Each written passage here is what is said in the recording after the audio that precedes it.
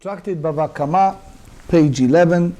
We start with page 10b, the very bottom. Several points of introduction. A fellow borrowed a car from his friend. Reuven borrowed a car from Shimon. He drove that car, and all of a sudden he drove very carefully. All of a sudden, accident. Police came. It turns that the sign was mistaken, meaning they put the wrong sign. They took the blame in full. The question is, who needs to compensate what? Another point is a person that caused damage. So the question is, what exactly that person needs to pay? For example, if it was an animal, let's trace a situation, person owns an expensive dog.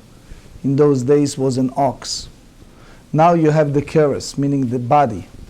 So let's say the dog worth $2,000, now the body worth $50. Now the question is, what exactly the person who caused the damage needs to pay? So the Gemara said, this is the very bottom on 10b. Leima pchat nevela tanaihi. When we talk about pchat nevela, which is diminishing value of the dead animal, it's a disputation between the Tanaim. The Tanya, the Torah teaches about shomer sachar, someone who watch an item for payment, like a guardian. So the Torah said, im tarof yetaref, if it be torn in pieces, yevi'ehu ed, let him bring a witness. Page 11, yavi edim shenitrefa be'ones upatur, which means, Tosfot explains that you have these psukim that express the law of shomer sachar, which means the one who's guarding for payment. Okay, so he needs to bring a witness that this animal was mauled through a circumstance behind his control, and he's exempt. Abba Shaul Omer, Yavi Aduda.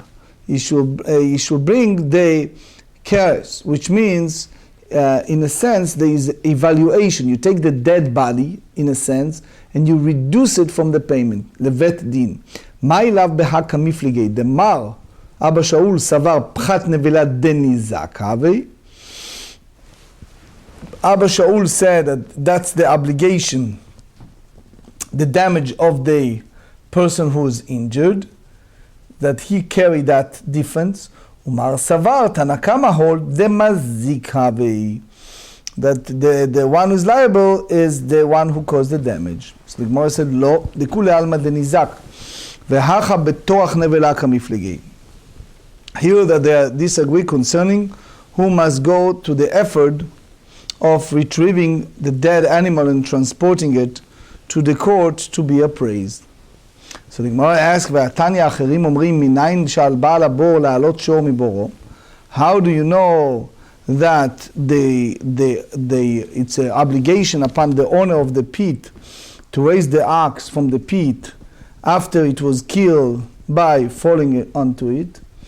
So he said, Talmud lomar kesef yashiv liv alav vehamet. The verse said, the owner of the pit shall pay, he shall restore money to its owner, and the dead body shall be his. So it means, and the curse is a second subject to the term he shall restore. They indicate that one liable for the damage must restore the dead animal to the injured body by retrieving it. So the truth is, it's a machloket rishonim, is disputation among the early sages, what exactly Abba Shaul meant. Amar le'abayei le'rava. זה קצת החושן here. Anyway, אמר לאביי לרבא, היי תורח נבלה החדמי. What exactly the circumstance that you are talking about, the effort to retrieve the dead body from the pit? אילימה בבירה שביה זוזה ואגודה שביה ארבע. If you tell me, while it's still inside the pit, the dead is worth a dinar, And when it is the edge of the pit, it's more accessible, its market value increases, and it's worth 4 dinar. Ki tarach bedenafshei tarach. So he basically does that for himself. So because the value of that cursed animal, he can reduce 3 dinar. אמר לי, so Rava responds and said, לא צריכה דבבירה שב יזוזה והגודה נמה שער זוזה. Both inside the pit, it's worth 1 zuz, outside is 1 zuz. So מייקה כהי גבנה. You mean to say that it's a case like this? They said, yes, אין. דאמרין שהיא קשורה במטה בזוזה, קשורה בדברה בזוזה. So that's the way it's selling zuz and coming zuz without the imposing of bringing it from the pit. אמר שמואל, אין שמין לא לגנב ולא לגזלן. Shmuel said that you don't measure, you not appraise its current value and assign ownership of its owner in order that the perpetrator should have to pay only the difference between its prior value and the current value, neither for the sake of a thief, nor for the sake of the robber. So they said, Ela linzakin, only for the damages. So the Gemara said, Ve'ani omer, and Shmuel said, Af leshoel, ve'aba modeli. So the Abba, it's basically, it's just a expression of honor. Iba elu ha'acha ke'amar, Af leshoel shamin, ve'aba modeli, odil ma'acha ke'amar, ve'ani omer Af leshoel en shamin, ve'aba modeli. So this is a basically discussion, if you want to translate it, to transform it to a modern days, is a question, imagine a fellow bought a new car. As between the time that he bought the car until he transported to his home, somebody hits his car. Now think about it. The value, the moment you pull out your car in a parking lot from the dealership, automatically I think is 10 to 20% less than its value. So the question is, how exactly you evaluate it based on that? Or, for example, the discussion in the ancient time, 2 shoes, you damage 1 shoe. So you said, oh, I damaged 1 shoe. But you cannot buy 1 shoe, you have to buy a pair of shoes, right? So also in general, when it's come to cars, is another well-known case. A fellow borrow a car. Sometimes people, for all kind of reason, doesn't have the car. So you go to your friend and says, can you please, Elliot, can I have your car? So he give you a car. You drive his car the most careful possible, boom. You hit something. Why is that? Because the sign was bad, was wrong. Either somebody twisted the sign or the people who put the sign is not right. The police came and says, you're absolutely right, those signs are wrong. So is that considering meta mechamat melacha? That the animals that you borrow die because you impose too much work on the animal, or it's considering honest v'chayav, or is basically is obligated to pay. Tashma da'u gavra de'sha'il narga michavrei. It was a fellow that borrowed tools. So again, if you go just by the translation, so they said that borrow an axe. It's possibly similar to the kardom mentioned in Mishnah. The kardom is a Roman dolabra, a tool similar to the contemporary pickup. Pickaxe. Yeah, pickaxe. Anyway, tvara, intentionally he broke it. Ata lekamei derav. Amar le zil shalem narga me'ala. You need to pay like brand new. Shma mina ein shamin. So it means that the Shmuel said that you basically do it in that way, you not appraise. And that's what Rav agrees. So he said, Adarabba, opposite. Because they said that that's the din, and he displayed equanimity, he was acquiesced. Basically, you should know the rules, Talmid Chaver, that he asks a question, you need to answer. So it means if he's not answering, that he basically agrees. Shma mina shamin. So you have to say that if the court appraises an item value for the sake of the borrower, so you go that way. So there is a big discussion among contemporary poskim, contemporary rabbis. What do you do in the parking lot? There's a fellow that caused scratches in your car, right? So now painting in the car, we're not talking about issue of traffic that you cannot move the vehicle legally. We talk about something that the injured party said, I by himself will never fix it. But because of you, I take the opportunity and I fix it. And in turns, you thought that the insurance will cover, the insurance didn't cover, for all kind of reasons. So now the question is, do you impose payment on that or not? Why? Because the injured said, by myself, I'll not bother to fix it. Now, if you sell the car, those scratches, in most cases, doesn't make a huge difference. Maybe I'm just using numbers, $100, $200, whatever it is. So now the question is, do you impose payment? And if yes, how much is? Because it's very easy. Mikrim shebekol yom is something that happens all the days, that people scratch when you open the doors or do things to other cars. Anyway. איתמר אמר אבולה אמר לרבי אלעזר, שמין לגנב ולגזלן. רב פאפי אמר אין שמין. והלכתה אין שמין לא לגנב ולא לגזלן, אבל שואל שמין כדרבנן ורב אסי. So basically you see here, Ula state that the rabbinic court appraises the stolen items value for teeth and a rubber. Rav Papi said it does not appraise, so it's value to them. And the halacha is that the court does not appraise value either for the teeth nor for the rubber, but it appraises value for a borrower. That's basically according to Rav Kahana and Rav Asi. ואמר אולה, אמר רבי אלעזר, שליה שיצאה מקצתה.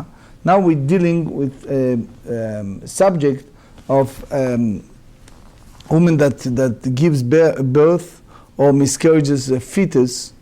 She's thereby ritually impure. Now the shilya is the part that comes, as the Gemarrah Nida tells us in 24. So it's come out without the baby, because the mother is miscarriage. Miksata b'yom rishon, miksata b'yom sheni. So the question is, how you count those days? So they said, monim la min harishon. You go by the first day. So because you don't see a tzura tubar, you don't see a face of fetus in the coming out of that baby. אמר לרבא מה דעתיך? לחומרה, חומרה דעתא לדקולאוד. דקמטהרת לה מראשון. So he said, this is a stringency that results in a leniency, because if they begin counting from the first day, you will also render her feet to immerse and become pure from the 14 days after the first day.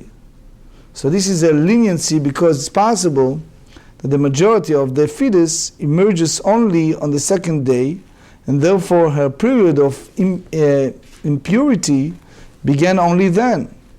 So she will therefore remain impure until the 15th day. אלא אמר רבא, לחוש חוששת, מימנה לא ממניה אלא לשני. Rava said, with regard to being concerned for the possibility that she is impure for the first day, she should be concerned. But counting, one counts only from the second day. So Rabbi Akiva Iger commented on that. First of all, he said, En ptichat rechem belo dam. It's no such a thing that you have an opening without the stream of blood. So therefore, she rendered the ritual impurity. So he explained that this is a chumrah, this is a stringency, the whole tumah of ptichat rechem. That's Tosfot said that is sfek sfeika, that is a doubt within the doubt. The sfek sfeika is if im yalda b'yom rishon, if she delivered a child the first day, that's one safek, and all those safek im haya rov havlad, if the most of the fetus come out. So Rabbi Akiva Iger disputed, says it's not really a sfek sfeika, because it has to be from the other two. But anyway, Maika Mashmelan, then Miktzat Shilya Belov Lad. What do you derive from that?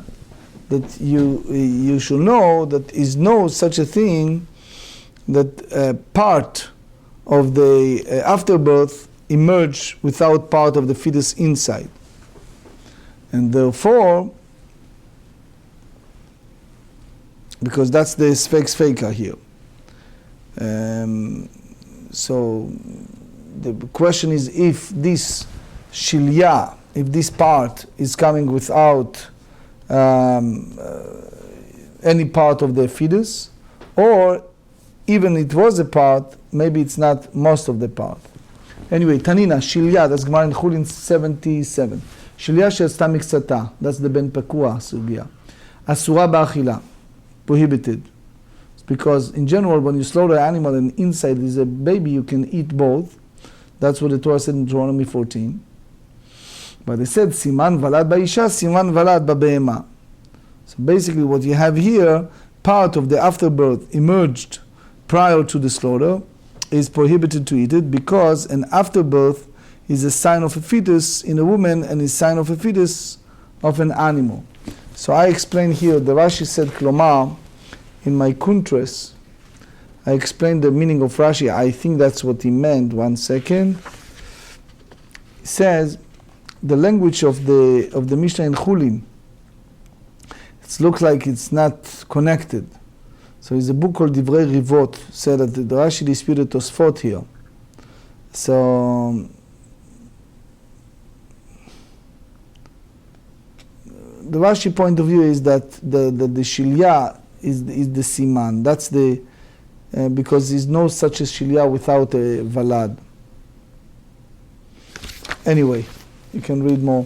Matnita Hava Amina, if we derive the law of Ula from the Mishnah, 11b, the Yesh Miktzat Shilya Belo Valad, U Gzera Miktzata Atu Kula. That is possibly that part of the afterbirth will emerge without part of the fetus inside.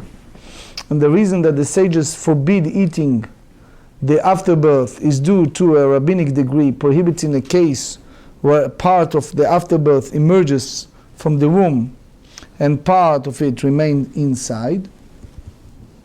Kamash Melan. So that's what teaches us. So basically you see here that we monim lechumra, we go by the stringency. So the Shev Shmatata and also Nodab Yehuda and others, Rabbi Yosef Engel and others have a big discussion. The reason that Nida prohibited to her husband, it's because of Tum'ah or because of Isur, because of ritual impurity or because of the prohibition. Tosfot said that it's nafka mina because obviously is no shilya without vlad, is no part of the afterbirth will emerge without part of the fetus, because basically it's a safek if it was a vlad, and it was safek, it's an uncertainty if it was rubo, so it's fex feka. So if it was in Reshut Arabim, in the public domain, it's pure, it's tahor. If it's Reshut Ayachid, it's tameh. But Tosfot say that it's an afkamina, it makes a difference when it's come to a husband, because when it's come to a ritual impurity, it's because of Isur, Safek Isur, Asur, Safek Sfeika, and Isur. Anyway, V'amar Ula, the third ruling of Ula, V'amar Ula, Amar Rabbi Lazar, B'chor shenitraf, betoch 30 yom en podim oto.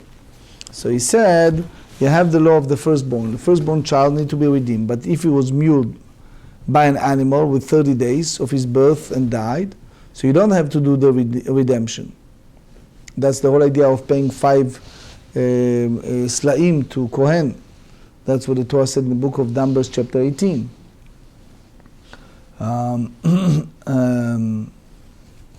So if you pass before the 30 days, you don't have the obligation. If he's by himself, obviously you don't need. But this, the Gemara in Shabbat, if you remember, in 135, said that up to that point is a safek nefel. You don't know if he's making it or not, so you need the 30 days. וכן תני רמי בר חמא, מתוך 12 פרדות יפדה יכול, אפילו נטרף בתוך 30 יום, תלמוד לומר אך חילק. מנחת יצחק, the Dayan Weiss asked a question. Was a baby born and it was something in his heart, so they use injections. By using those injections, you create a hole. And that's basically making treifa. So today you have modern technology, etc. And we always said, whoever give life, give healing. The Almighty give life, the Almighty will give a healing. But the question is, how do you do pidyon haben on treifa? So the Minchat Yitzchak said, you can do pidyon haben without the bracha, with Shem Amfurash. Anyway, it's a famous teshuva.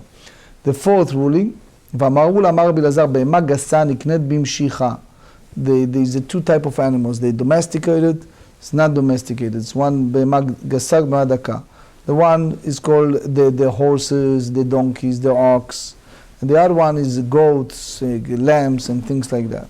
So it says b'magasa, when you have a large animal such as cow or horse, so you acquire by pulling the animal.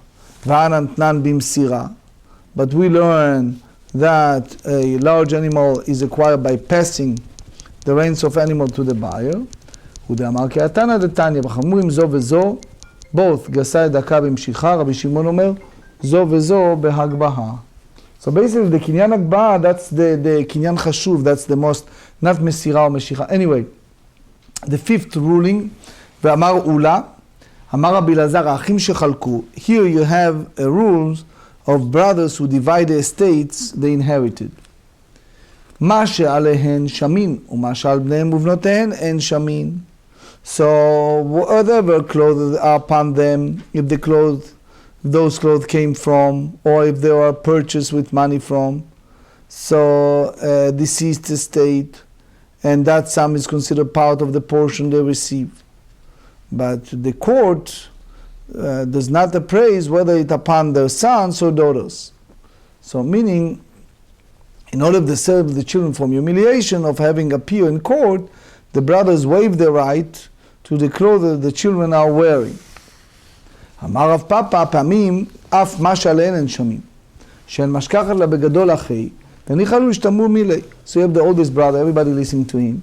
So, and it's good for them when he looks rich and he looks well-to-do, etc., because they figure out that then people listen to him and take him more seriously. That's Gemarrah in Bava Kamma 139, that since they gain out of that appearance is worth it for everyone. So the Chavot Yair ask a practical halachic question.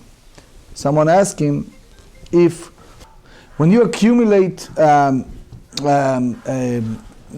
tithe, for example, person make X amount of money, so now you need to pay tithe, you need to pay maaser. So the question is, how you tighten? Do you considering, for example, if for your business, you buy a new suit, you buy a new hat, you buy a new Mercedes, caddy, whatever it is, right? So is that considering part of the expenses? So the Chavot Yair said yes, because it's part of building your business, building your reputation. You need to look good, you need to do it. So anyway, ואמר אולה, the sixth ruling, אמר רבי אלעזר, שומר שמסר לשומר פטור.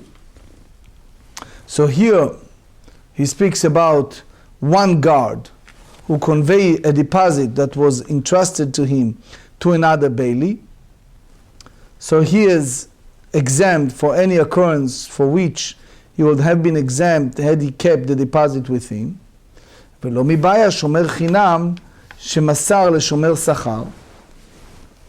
So again, the whole idea is that shomer chinam exempt from stealing, but the shmirah, the garden is much high quality. דעלויה העילה לשמירתו, אלא אפילו שומר שכר שמסר לשומר חינם, דאשדא גרוע גרעה לשמירתו. Even unpaid that decreases to a safeguard, so shomer sachar it gets paid. Shomer chinam it's free. So the level of safeguarding is lower. Name patur share masar leben dat, because he gave it to someone who mentally competent person, so he fulfill his responsibility to ensure deposit to a safeguard. So it's a rivash. Ask a question: can you take a jewelry and other valuable to cover a death? For example, someone owed millions. So can you collect from his jewelry and things like that to pay? Because those jewelry, how much they can cover, it's very small, minute amount compared to what he owned.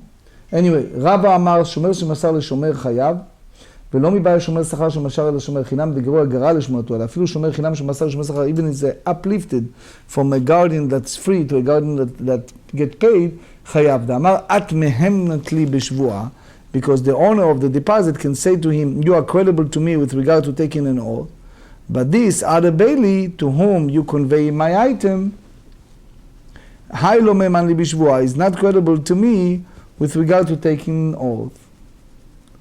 So Rabbi Heinrich of Alexander, it was one of the Poland great Hasidic Rabbi. So one of the holidays people visit, and some person came with a lot of money, and all of a sudden it was stolen. So they came to the Hasidic Rabbi, Rabbi Heinrich Alexander, and says, what should we do?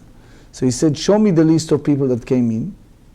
So they show him all the guests and the lists, and he said, this is the ganeb, this is the person who steals. They testify with him, and it turns that that was the person. So they ask him, what do you have a Ruach HaKodesh? How do you know? How do the Rebbe knows? So he said, the truth is, when this person was a young person, one time I was testing him as a young child in the Tractate Bava Kamma. And I talked with him about the law of the Shomrim, law of the safeguard, and if the Shomer, and he asked a question, if the Shomer, if the safeguard took an oath, al davar shelo birshuto, something that maybe he stole something he needs to save. So I remember that question that he asked me, what happened if someone stole and he took an oath that is not in his possession, but the reality it was in his possession. And I noticed as a young man, when he asked me that question, that something is not right with him, but the process he asked me that question. Because obviously for a young, pure boy that talking about taking an oath in vain and taking something to guard and not guard it properly, it's something fishy. So he says, I remember that person. Now I look at the list of the guests, and he was one of the guests. I said, go to him first. And sure enough, he was the person who admitted for stealing it. So that showed the greatness of Rabbi Heinrich of Alexander.